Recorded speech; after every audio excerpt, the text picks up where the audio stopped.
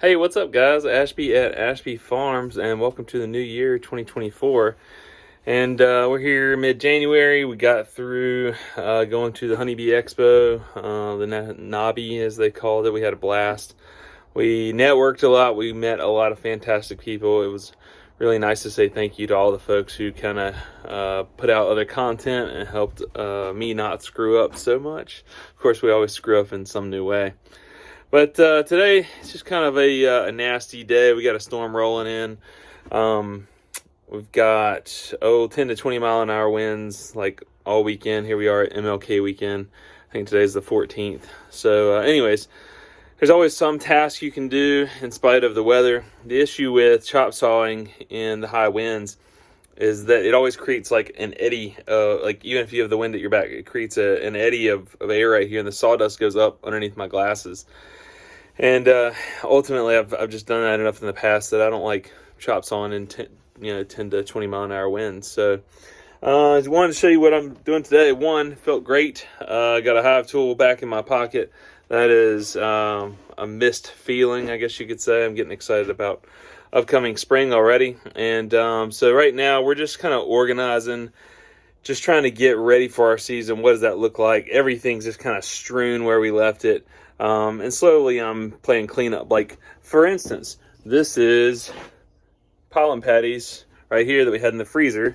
I just make like bulk patty mix, and then we didn't need it. I think we were using that for our last graft, so we just threw it in the freezer. Well, it's taking up space. It's time to get it out. We're going to use it soon enough. So letting it thaw out. It can sit here like a month or so. We'll just add it in with the next batch. It's not going to hurt anything. But back to today.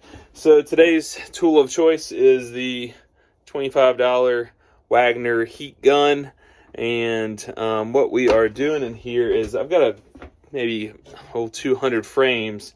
And the issue, let me see if I can zoom in. All this funk, so let me put this down, here and here and here. And what these are is they came out of like old swarm traps, or my first year when I didn't use foundation, I was going foundationless, so I would run a starter strip up in here. There's a good example of some of that starter strip material. So there's no need building frames. I've got some pieces right here. Getting ready to start building frames, but really there's no need to start building new frames when I've got, basically figure these costs, my labor plus the parts, $3. If we've got 100 of them sitting around out there, then it's a matter of starting with those 100. Let's play cleanup. Let's get organized because it's winter time. As you saw, there's a whole pile of wood out there I've got to get to cutting next week. So anyways, basically I'm just using the Wagner Heat Gun, and I usually tip these things kind of up at an angle like such. Just going to go like this. And then it's kind of loud, but basically I just run it all down the crack like this, and our eventual goal is for them to all look like this. So as you can see, this crack right here has now had all the wax out of it. And what that allows us is to get a piece of plastic foundation and pop it down in there, and then we've got a viable frame. I mean, the way I see it in the business is this is effort I put in 2 or 3 years ago. The frame is still perfectly fine. And come this spring, all we do is pop in a plastic insert. The bees will draw it out. We're good to go. So it's just making use of the stuff we already have and have maybe already put labor into. One thing I've really been doing is just cleaning up all my old boxes, getting them all organized, making sure they got lids, and getting our game plan together for all of our spring splits. And kind of show you what I did here. So the barn still needs to be cleaned up a bit. A lot of this stuff here is going back inside, but I got out here the other night and built, there's like 45 boxes here. You might be wondering why all these boxes have this extra bit. So, do dumb things and win dumb prizes. I've got to take every box and come across a table saw and lop that piece off. In my great wisdom, last year I was like, oh, I can get a 1x6 cheaper than I can get a 1x12, like this old growth 12-inch solid one piece. versus the 2 pieces. There's, you know, this like 30% cheaper at the mill, because this is old growth pine and this is quick growth pine, like fast growth. So I was like, oh, we'll save money. Well, now every box requires 4 screws rather than 3. I would never build my boxes like that again.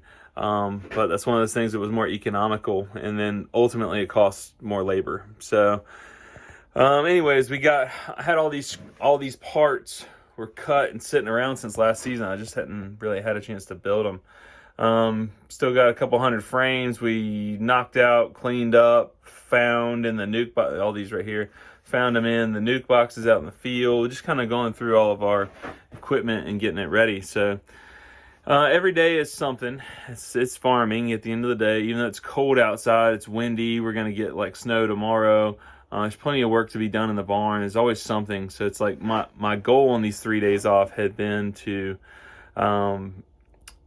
get that pile of wood sawn, but it's just not going to happen with the 10 to 20 mile an hour winds, plus everything going on in life. So I'm trying to take time more this year than ever, this slow season with the family.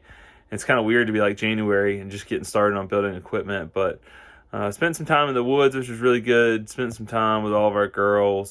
They understand there's a slow season and a busy season, and with beekeeping, I mean, with any farming. So, last 4 months really took time with the family, and now the next 2 months is going to be just building like crazy, and then we'll jump into spring. So it's kind of an update what I'm doing today. To get these 200 frames done, take me 2-3 hours to get them all melted out and organized, and then they're ready to accept a foundation, and then we can get back to building regular brand new frames. So just making use of the equipment that we've got. Hope you enjoyed the update. Thank you guys for watching. As always, I know everybody on YouTube asks, but if you'll hit the like button, please comment, and if you're not already subscribed, please do so. With us being a small channel, we're trying to grow and trying to just get our information out there. Big part of my goal is working on genetics. You can see a lot on my page. We're trying to breed more mite resistance, and at the end of the day, just trying to help out everyday beekeepers by doing it very transparently and show all my mistakes. Hopefully, I had a lot of people at Nobby that I met that I had never met before, and to some degree, the message seemed to be thanks for sharing. Thanks for showing what you do, and not only I know for me, like, the other people showing me their screw ups allowed me not to make those same mistakes. So I try and, like, for instance, this little extra piece I gotta saw off all these boxes behind me. That was a mistake. I would encourage you not to make it yourself. But then again, some people just need, Corey calls it the cinder block moment, where God's got to hit you with a cinder block to get through to you. I'm one of those people. So until I have to trim off basically 400 boxes or 800 pieces. It was a lot of extra labor. I should have just paid the money, got the 1x12s, and then just built them like I've been doing. So, lessons learned. I'm Ashby with Ashby Farm. Thanks for watching our beekeeping channel. We'll see you on the next episode.